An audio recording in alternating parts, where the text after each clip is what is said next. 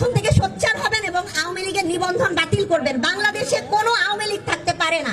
আওয়ামী লীগের বিচার হতে হবে। আনাচে কানাচে যত দলের মধ্যে ছোটখাটো আওয়ামী লীগ ঢুকবে তার বিচার হতে হবে। আওয়ামী লীগ থাকতে পারবে না না না। আমি একজন সেনা কর্মকর্তার স্ত্রী, আমার আজকে এই জায়গায় আসার কথা না, কিন্তু আজকে আমি বাধ্য হয়ে আপনাদের সামনে এসেছি। তার কারণ হচ্ছে, আপনারা হয়তো জানেন না, আমার স্বামীকে আজ পর্যন্ত পাওয়া যায়নি।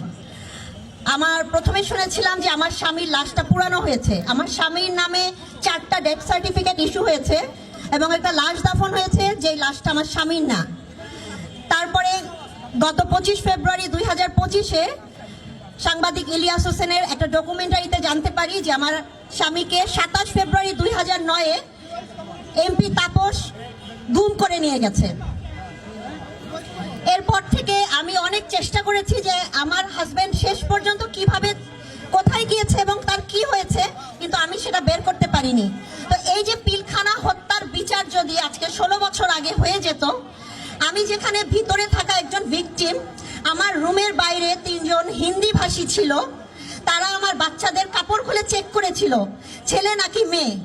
সেখানে আরো অনেক কর্মকর্তাদের বাচ্চা ছিল, যাদের ছেলে বাচ্চা চেনা যাচ্ছিল, তাদেরকেও তারা মেরে ফেলতে চেয়েছিল, তারাও হিন্দি ভাষী ছিল।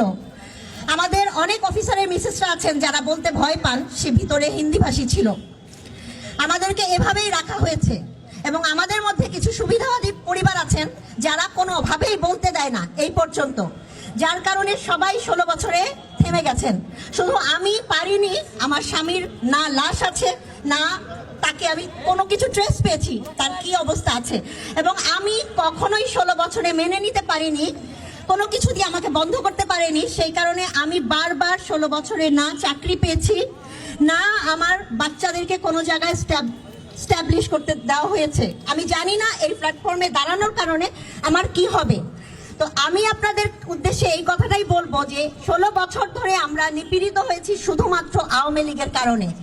16 বছর আগে 2008-এর 29 ডিসেম্বরে যেই ভোটটা দিয়ে ভোট হওয়ার পরে আওয়ামী লীগ বসেছিল, সেই আওয়ামী লীগের কারণে কিন্তু আজকে পর্যন্ত আমরা এত নিপীড়নের শিকার।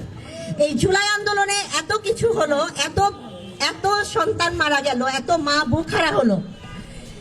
এর বিচার যদি, আওয়ামী লীগের বিচার যদি আপনাদের মাধ্যমে না হয়, আপনারা যদি না করতে পারেন, তাহলে আমরা কিন্তু কখনোই আর মাথা তুলে দাঁড়াতে পারবো না। আমাদের সন্তানরা মৃত্যুবরণ করবে এবং আমরাও করব, আপনারাও করবেন। বাংলাদেশ কখনোই আর বাংলাদেশ হতে পারবে না, আওয়ামী লীগের পায়ের নিচেই থেকে যাবে ইনশাল্লাহ। তো